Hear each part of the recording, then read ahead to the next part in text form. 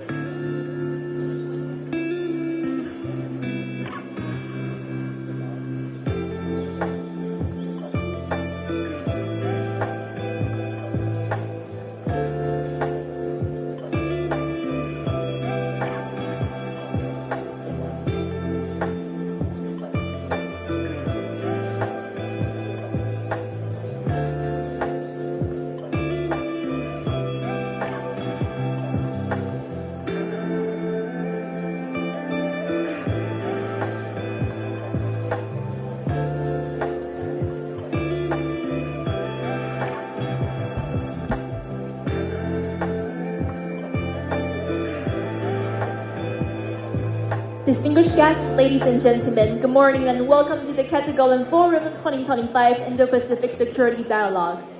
The opening ceremony will begin in 3 minutes. May I invite all of you to please take your seats and silence your mobile devices. Thank you for your cooperation.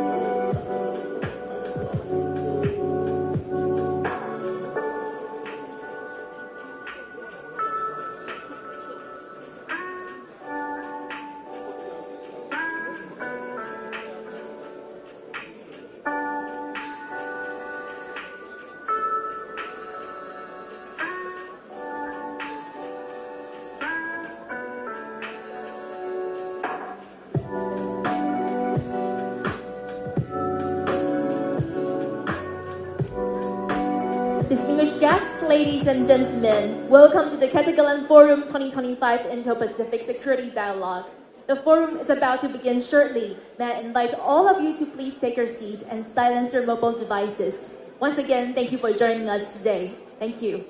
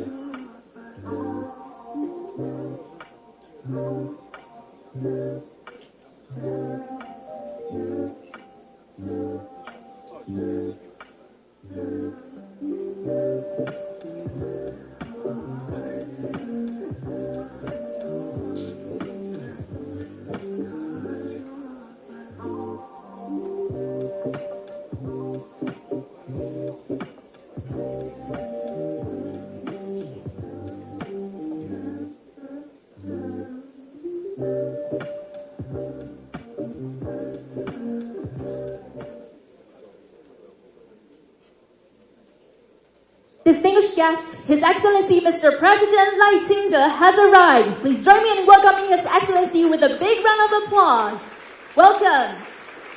Mr. President Lai is accompanied by the Chairman of the Prospect Foundation, Dr. Chen Tangshan, and the Minister of Foreign Affairs, Dr. Lin Jialong. Welcome.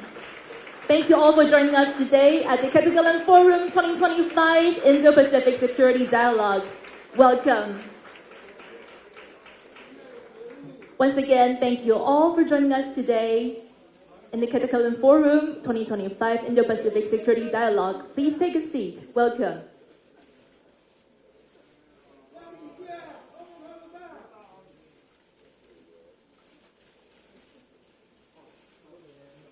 Thank you so much once again for joining us today in the opening ceremony of the Katagalan Forum 2025 Indo-Pacific Security Dialogue.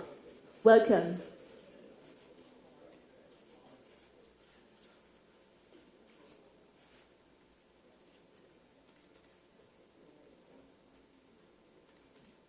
Thank you. Once again, we'd like to thank you, His Excellency Mr. President Lai Ching-te for joining us this morning in the opening ceremony of the Katagalan Forum 2025 Indo-Pacific Security Dialogue. Joining us today, we also have the Chairman of the Prospect Foundation, Dr. Chen Tangshan, and Minister of Foreign Affairs, Dr. Lin Jialong. Thank you all for joining us. Please take a seat. Welcome.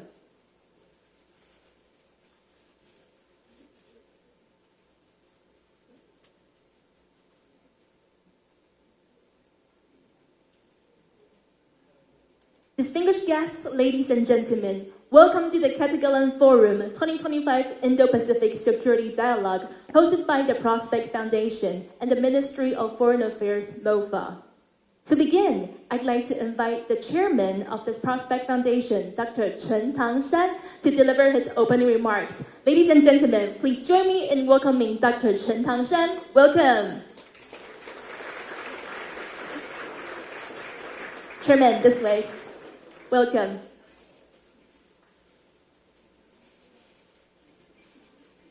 Welcome, Dr. Chen, for your opening remarks.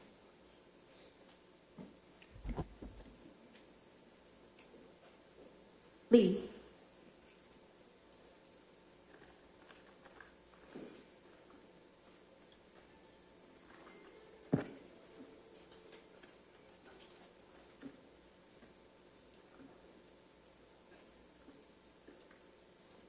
Good morning, Honorable President Lai Ching-te,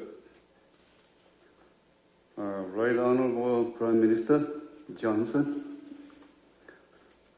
Mr. Lin Jialong, and Secretary General Wu Zhaoxie, Mr. Upe Raju Kanaso, President of the National Assembly, the Rui, Ukrainian parliamentary delegations, Premier Kennedy, and all distinguished guests, good morning. We are very, very happy to welcome all of you to this year's凯达格兰Forum. As we have done over the year, we gather here today in Taiwan's capital, Taipei, here to address some of the greatest challenges of our time. As wars old and new, ranging across continents, and as new iterations of threats increase the risks to our security, I'm sure it's very essential that we take stock of this state of opportunity of our world, and just as important, that we look for solutions. This is crucial to ensuring a prosperous and secure future for humanity and for the preservation of the values that define us and the countries that we represent here today or in this hall. It warrants repeating that as the global security environment becomes increasingly complex, Taiwan is a frontline nation. In all the issues that we will be discussed today, Taiwan is a target. This is very important that we keep in our mind. It is a target. I say Taiwan is a target because of its geographical location, and because of its the significance of its geopolitical importance. And also it is a great target because I believe it's a democracy, because Taiwan is a democracy, so it's a target. Consequently, Taiwan can also and must also play a role in finding the solutions that we need collectively to meet the challenges head on. But none of this one can be accomplished by one state alone. However, and that is why we have here today with us a great number of distinguished guests and leaders in their respective fields. Three key topics will be featured in today's discussions. Number one, the geopolitical security landscape in the Indo-Pacific. And number two, countering hybrid warfare and strengthening whole of society defense resilience. And number three, the impacts of economic, technological, and industrial diplomacy on international politics. So those are three important topics we'll be discussing today.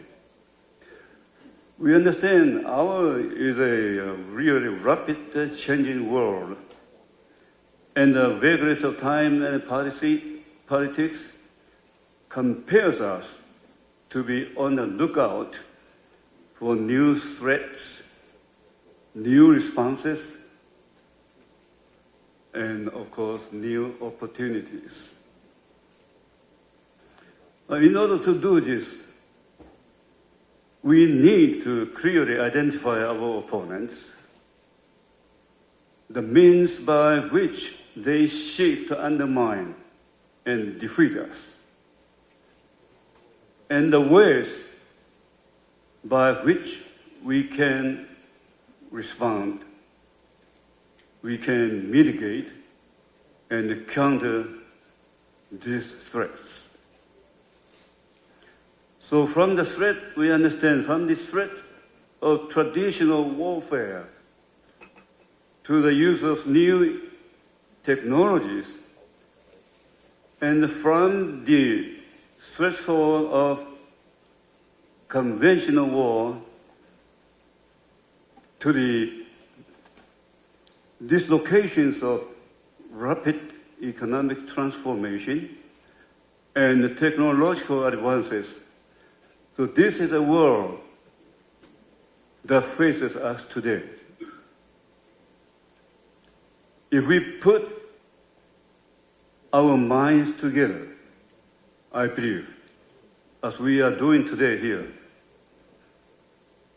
and with a shared sense of mission, I'm quite confident that we can learn important lessons from all this and come up with a series of best practices that will allow us to prevail in what to many may seem like to say that impossible task. And maybe like in dark times, but I believe we can penetrate through and we can do it. So I want to, on behalf of the Prospect Foundations and all our staff members and the friends from Ministry of Foreign Affairs, everybody here, to thank you again for being with us today. And I wish you all a day of enlightenment, constructive exchanges of ideas, and most importantly, renewed friendships. So once again, thank you very much for coming to this very important, meaningful meeting. Thank you again. Thank you. Thank you very much for the remarks, Chairman Dr. Chen Tangshan. Thank you. Please return to your seat. Thank you very much. Once again, we'd like to thank Dr. Chen Tangshan for his opening remarks, such powerful and inspiring speech. Thank you very much. Please return to your seat. And now, ladies and gentlemen, it's our great privilege and distinct honor to have His Excellency Mr. President Lai Ching-te to address the opening ceremony of Kitagalan Forum 2025 Indo-Pacific Security Dialogue. Now, please join me in welcoming His Excellency Mr. President Lai Ching-te for his remarks. Welcome. Welcome.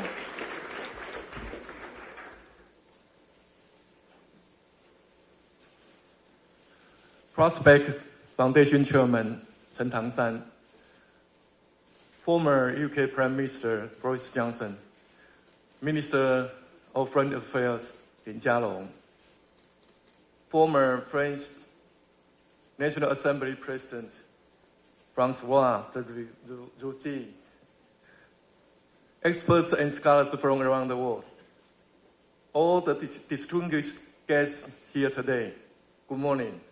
Good morning. This year marks the 9th year of the凯达格兰Forum. Over the years, this key platform has brought together government leaders, experts, and scholars from around the world for dialogue on all aspects of Indo-Pacific security. On behalf of the people of Taiwan, I sincerely welcome you all and thank you for joining us. This year's forum centers on three major themes: Indo-Pacific regional security, whole of society defense strategies in democratic countries, and the strategic integration of economic, technological, and industrial diplomacy. These themes are all closely linked with Taiwan's national development. I'm confident that this year's forum will enable Taiwan and democratic partners from around the world to achieve even greater consensus on ways we can work together for a more secure Indo-Pacific and more prosperous world. Over the past year, the international landscape has become more and more volatile.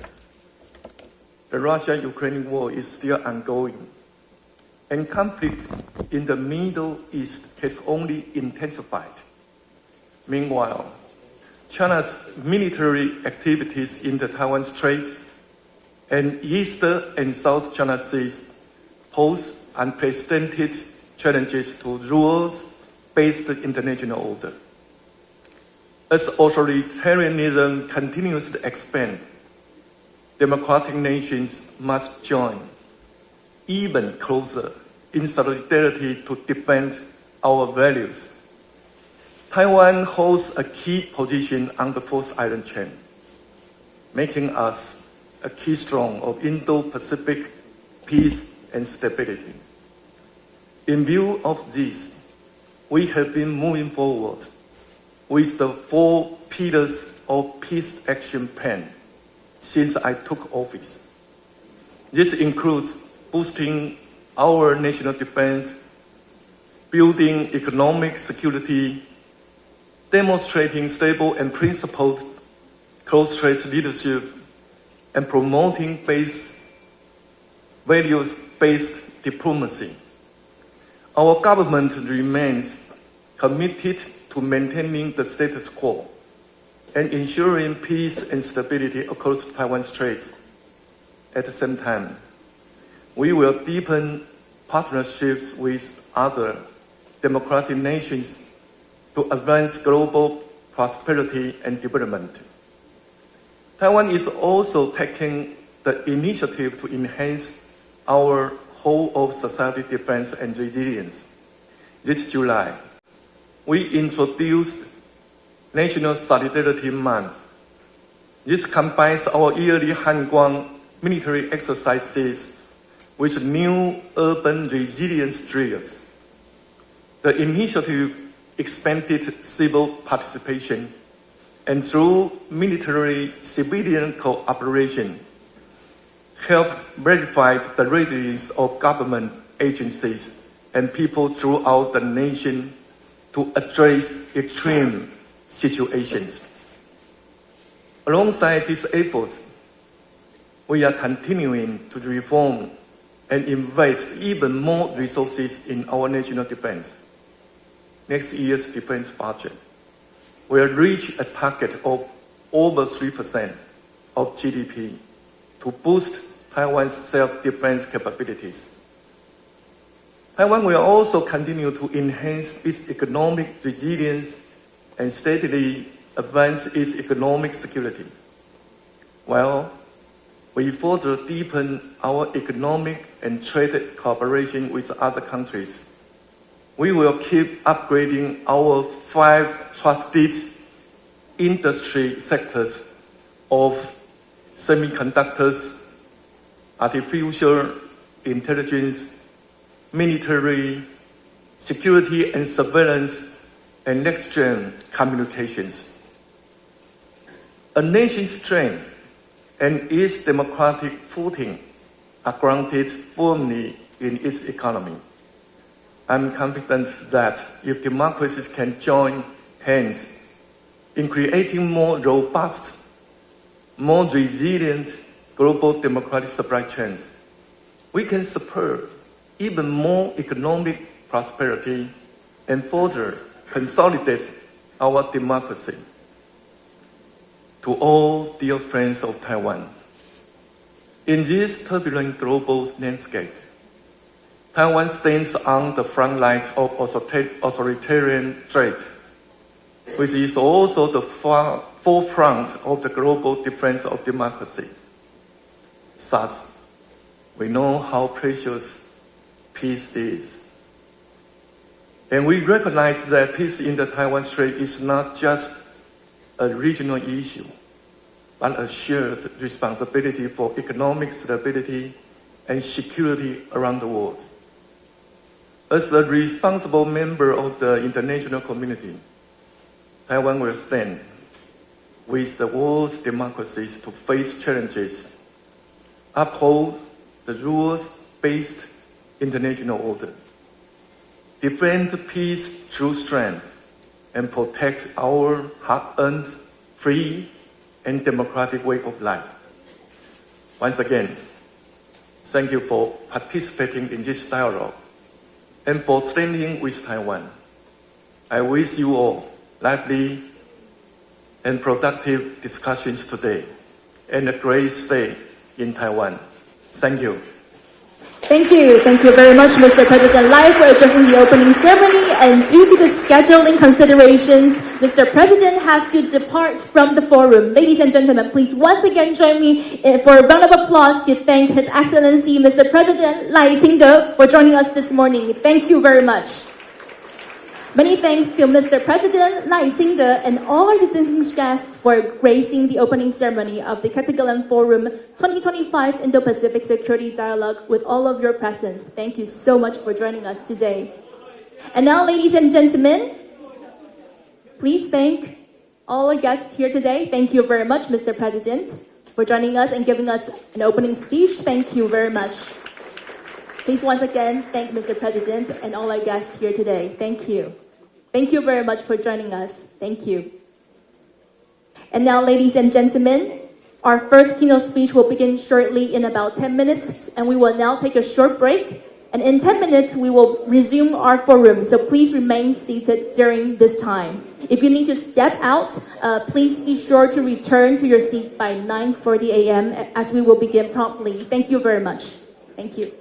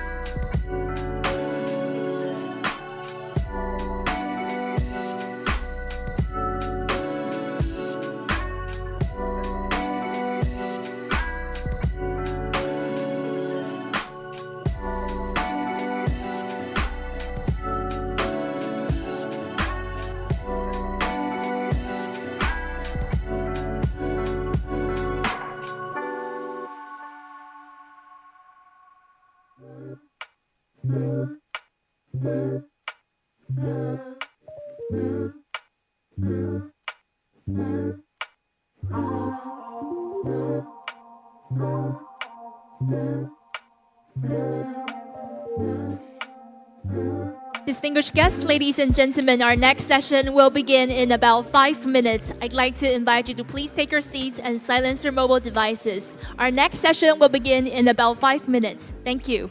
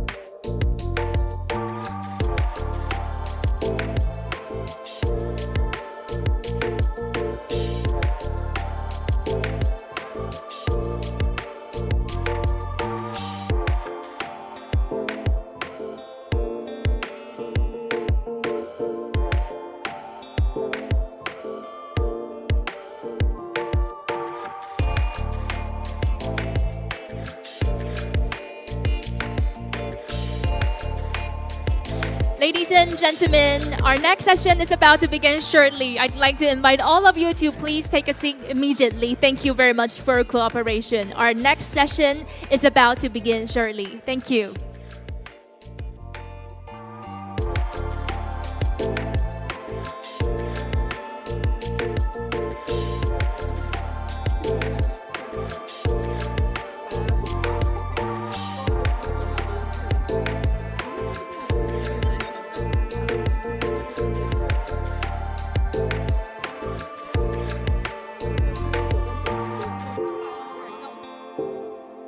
Ladies and gentlemen, our opening keynote speech is about to begin. I'd like to invite all of you to please take your seats and silence your mobile devices. Thank you very much.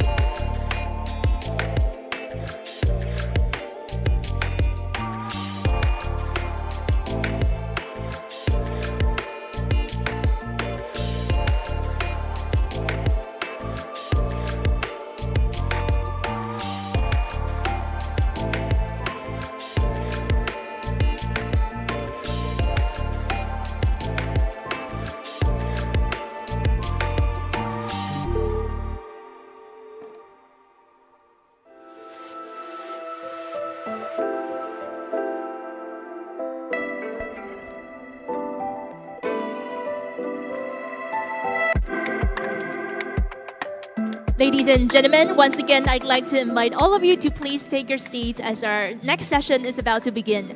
Thank you.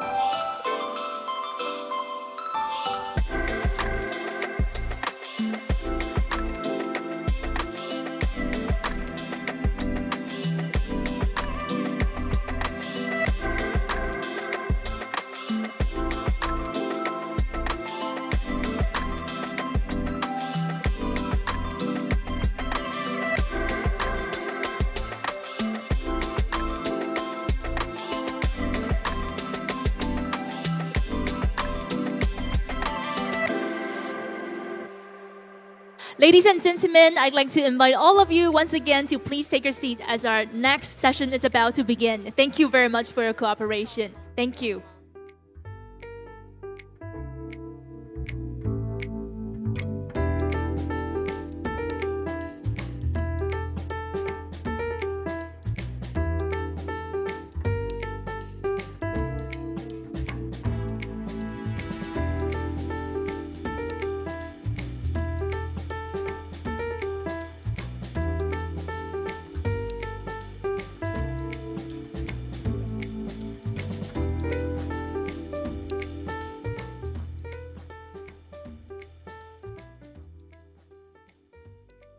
Distinguished guests, ladies and gentlemen, welcome back to the forum, and please join me in giving a warm round of applause to welcome our morning keynote speaker, the Right Honorable Boris Johnson, and our host, Ambassador François Wu Zhizhong, Deputy of the MOFA Taiwan, to the stage. Ladies and gentlemen, please give them a big round of applause. Welcome. Please welcome the Right Honorable Boris Johnson to the stage, and please take a seat, and also welcome our host, Ambassador François Wu Zhizhong. Welcome. Please.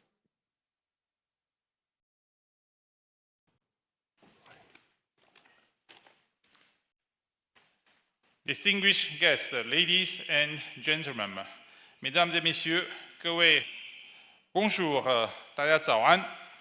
On behalf of the Ministry of Foreign Affairs of Taiwan, it is an honor and a privilege to welcome you all this year's凯达格兰Forum Indo-Pacific Security Dialogue. Today, we are especially proud to host a figure whose presence speaks volumes about the importance of shared democratic value and the deepening bonds between free societies. It is my distinct pleasure to introduce our keynote speaker, the Right Honorable Boris Johnson, former Prime Minister of the United Kingdom. This occasion marks Monsieur Johnson's first visit to Taiwan. We are delighted to welcome him in a spirit of friendship and sincere respect. Mr. Johnson served as a UK Prime Minister from 2019 to 2022, a time of extraordinary global turbulence and transformation. His premiership was characterized by an unwavering conviction in the power of democracy to stand united in the face of threat, be they political, economic, or military. Under Mr. Johnson's leadership, the United Kingdom took whole steps to reposition itself globally, most notably through the 2021 Integrated Review, which heralded Britain's strategic tilt toward the Indo-Pacific.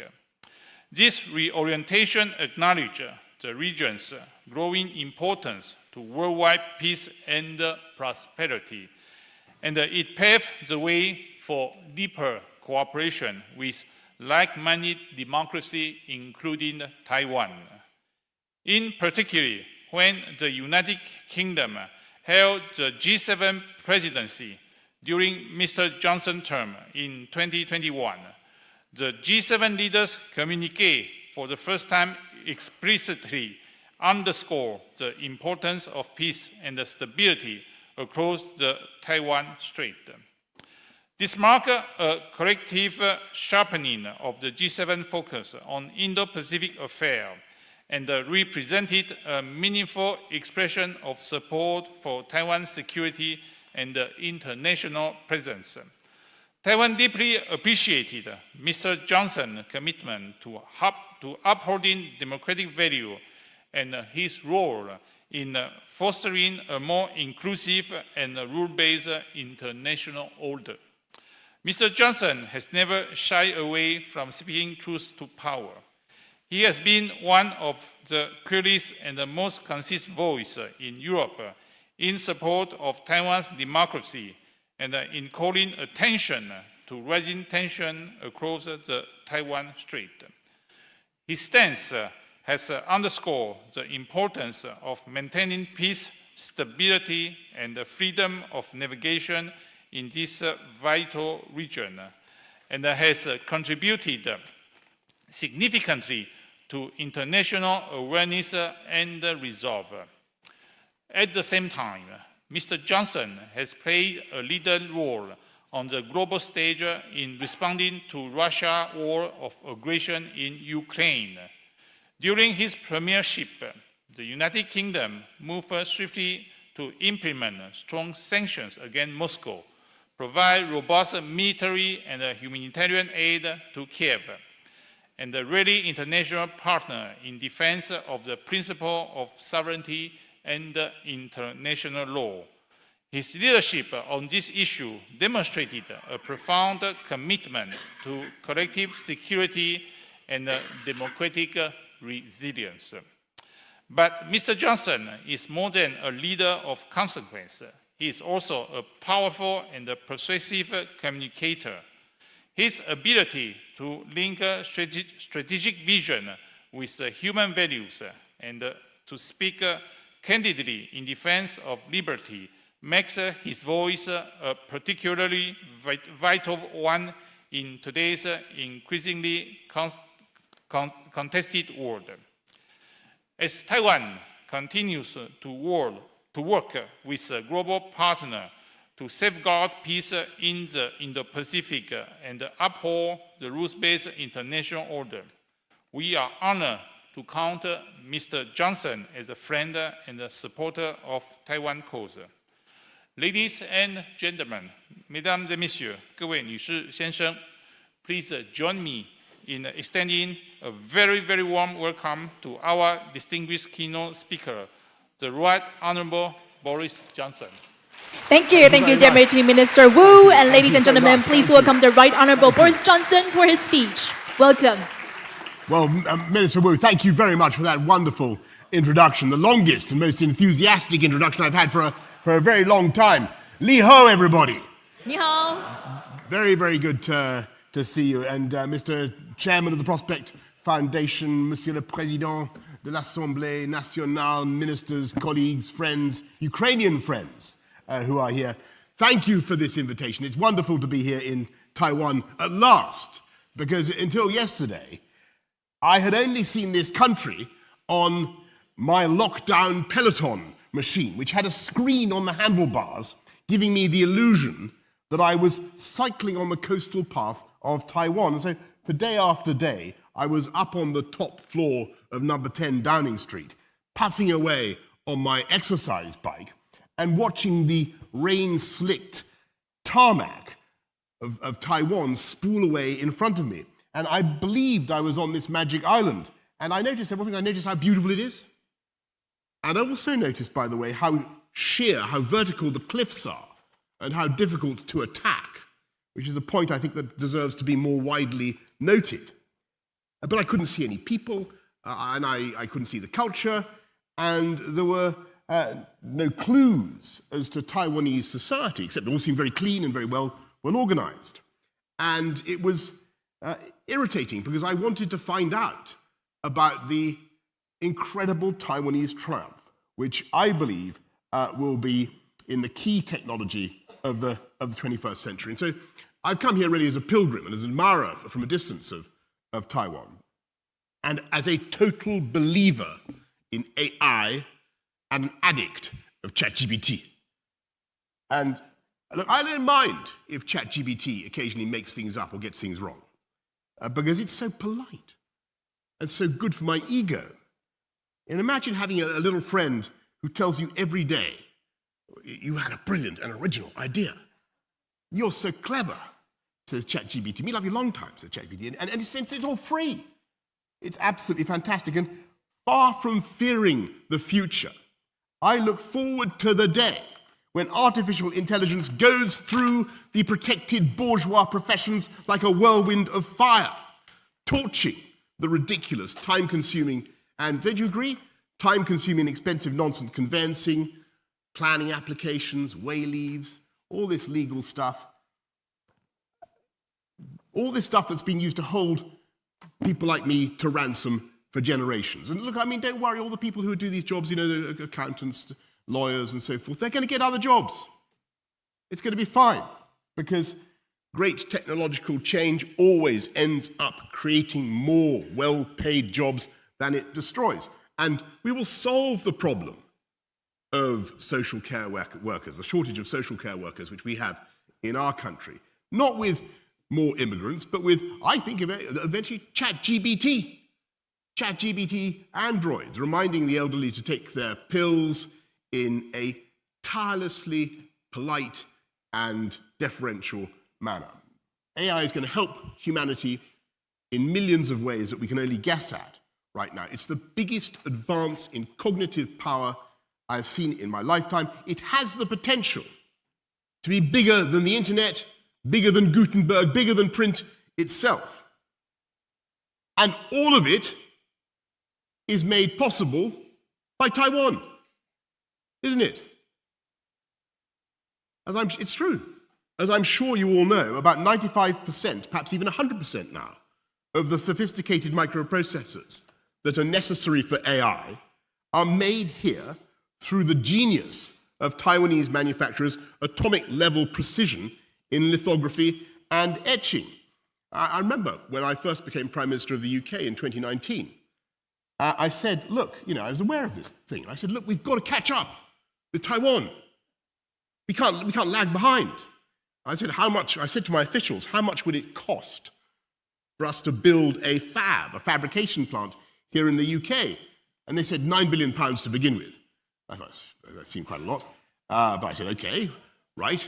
And then they said, but even if we could do it on a reasonable timescale, we could not guarantee that our chips would be as good as Taiwan's, because year after year, the Taiwanese are getting better and better.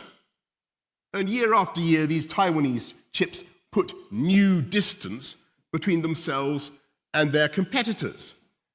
And so, of course, I gave up the idea of the UK government trying to compete with you. And I've come here because I know that there is a fundamental reason why this miracle is taking place on this island and nowhere else in the world, or at any rate, a unique combination of factors. There's a strategic vision of the Taiwanese government. We just heard just now from President Lai, the companies themselves, who are driven by constant desire to improve. But then there's the whole commercial environment of Taiwan, the spirit that you notice as soon as you get here, which you can't detect on your number 10 peloton, as I say.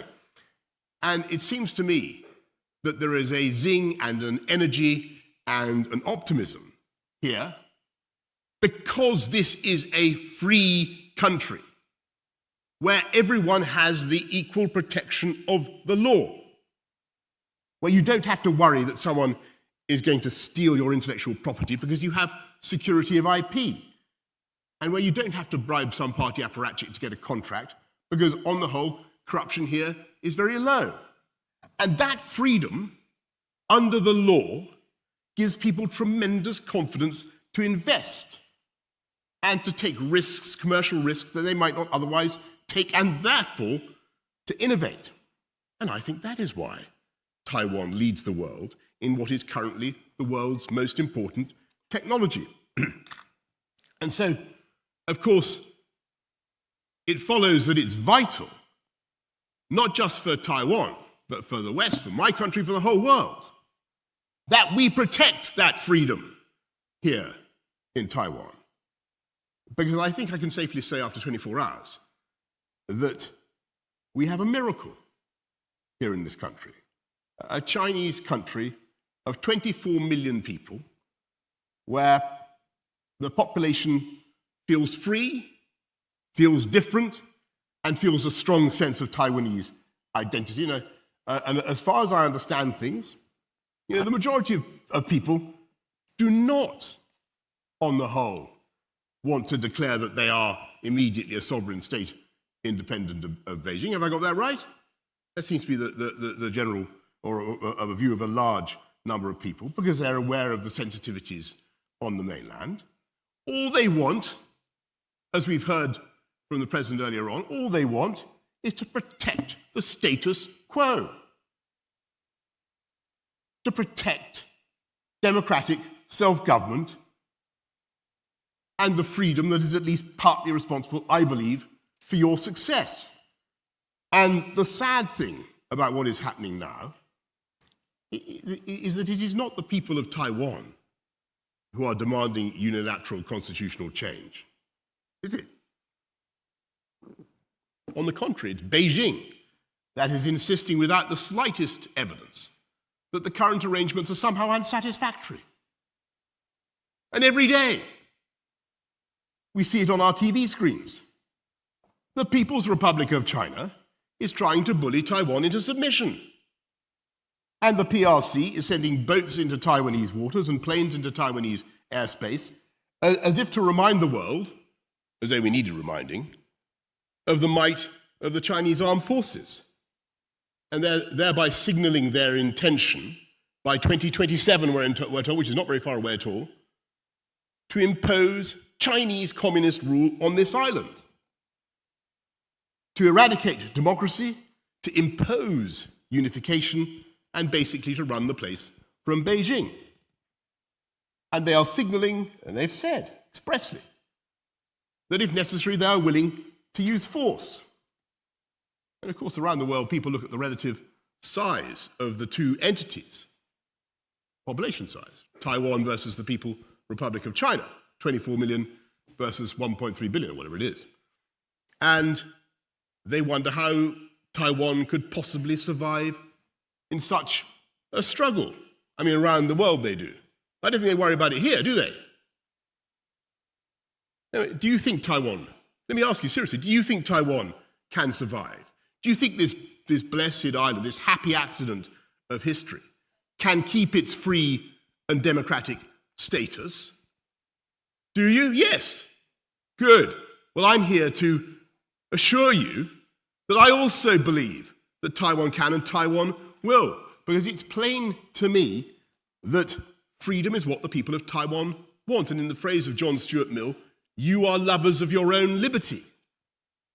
And I don't believe that spirit will ever be crushed. And I say, therefore, to our friends in Beijing, and they should be our friends, by the way, that is a huge mistake to use intimidating and aggressive measures against Taiwan.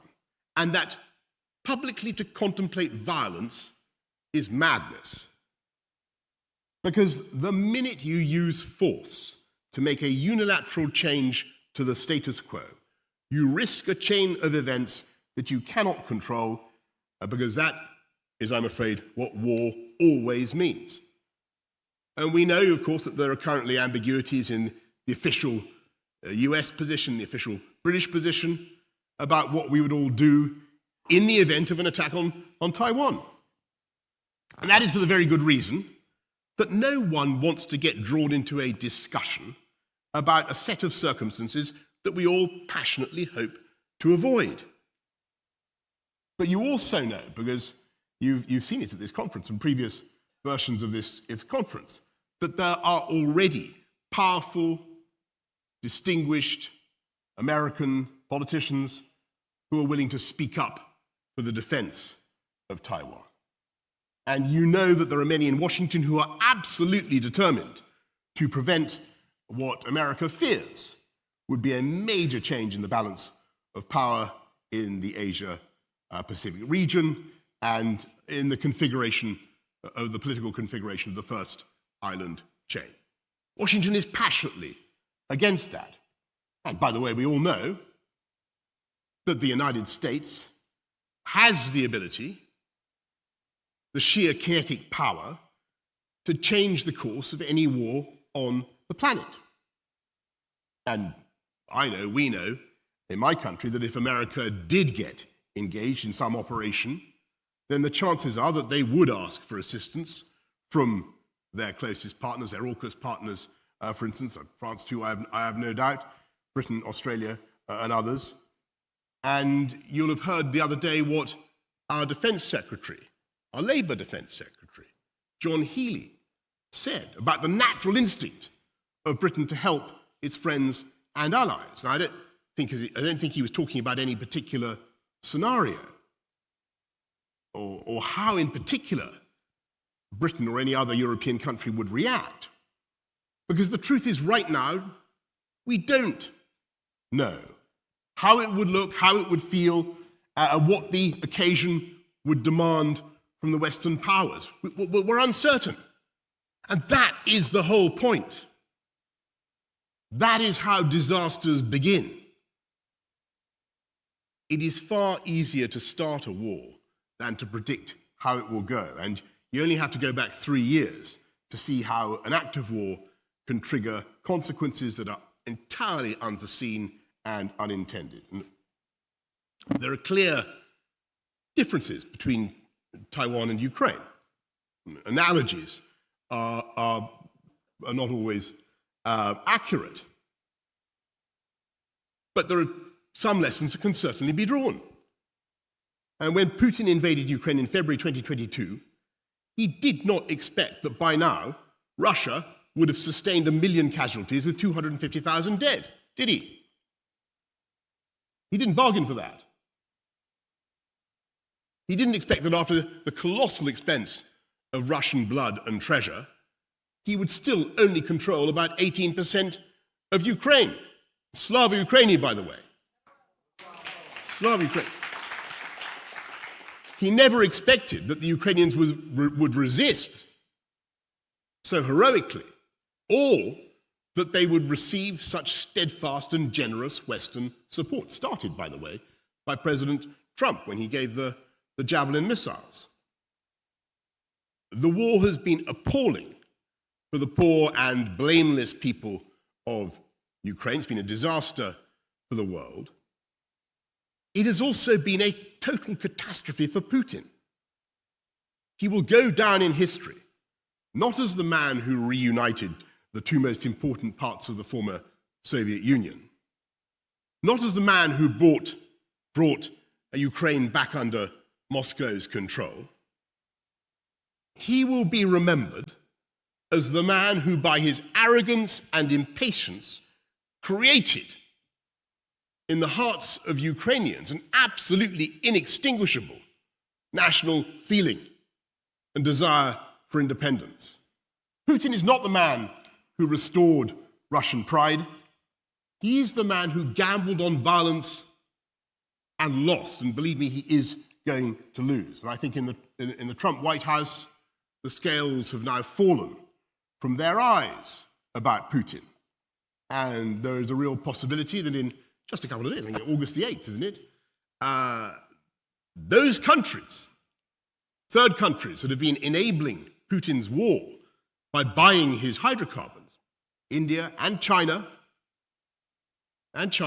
will be hit hard by secondary sanctions. And of course, I don't think any of those countries imagined for a second when this war began that they might in time be visited by that kind of punishment.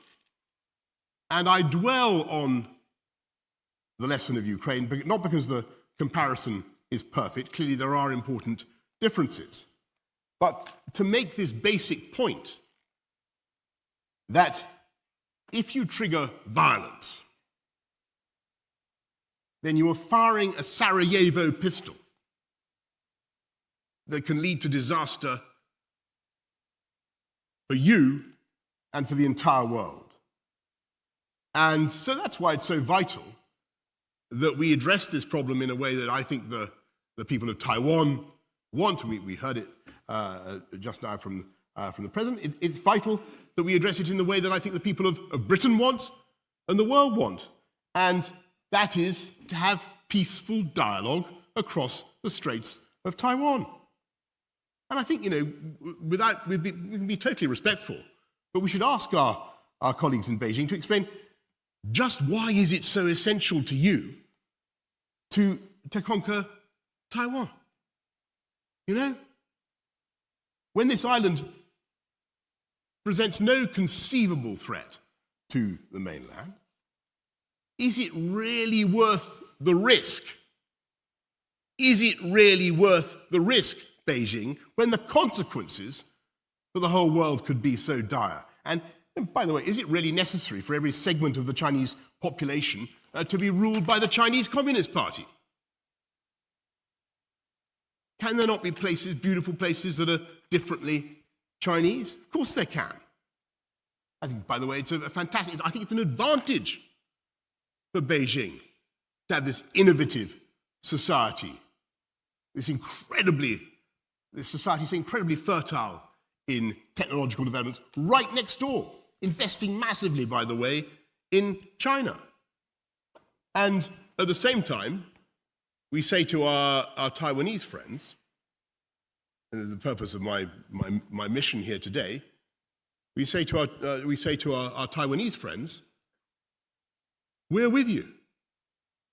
We stand with you because you are, as has been said, in the front line of the struggle against autocracies. We're with you for strategic reasons, because no one wants the chaos, confusion, and uncertainty that would follow such a change in the balance of the power. No one around the world wants that.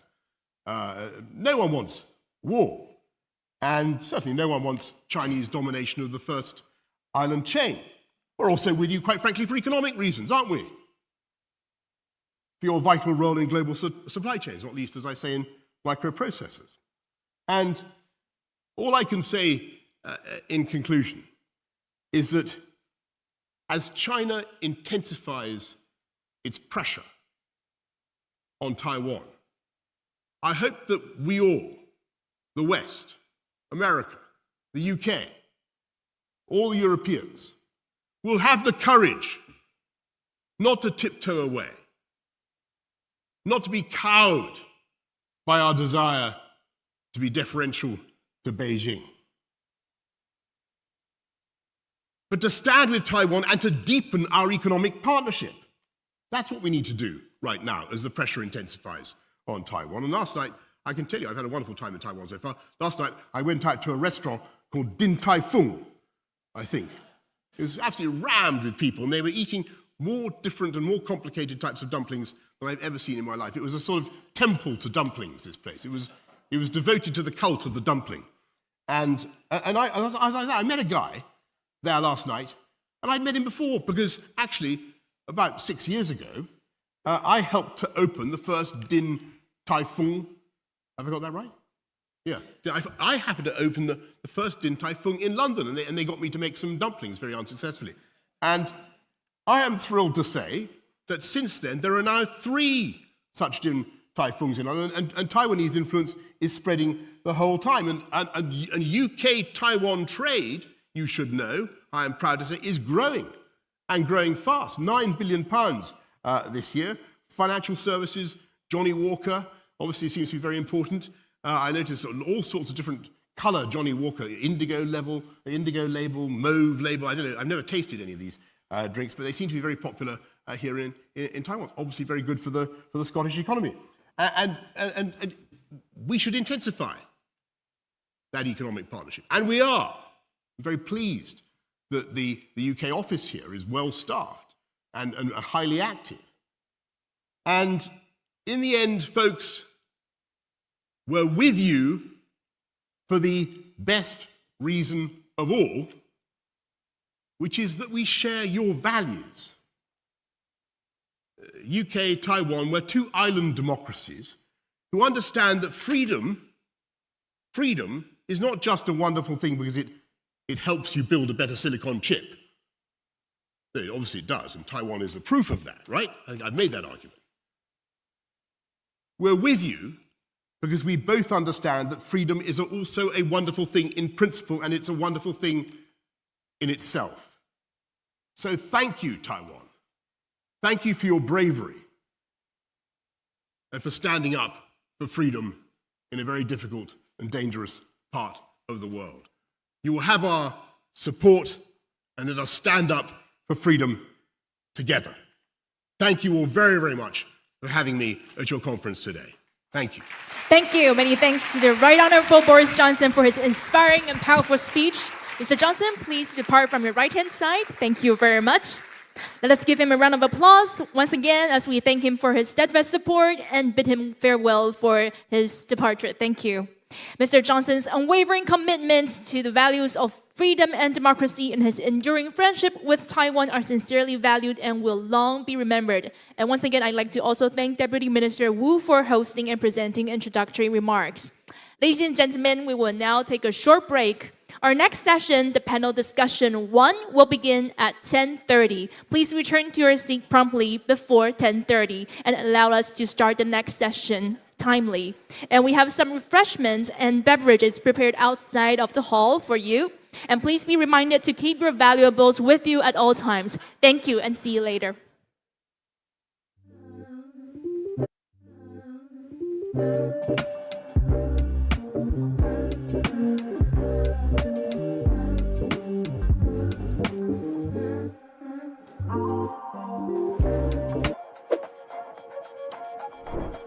$100万订阅大突破，台视新闻 TTVNews 感谢有你。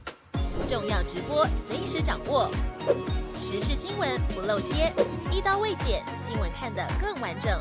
国际重大事件 ，catch 时事最新脉动，按赞订阅，开启小铃铛。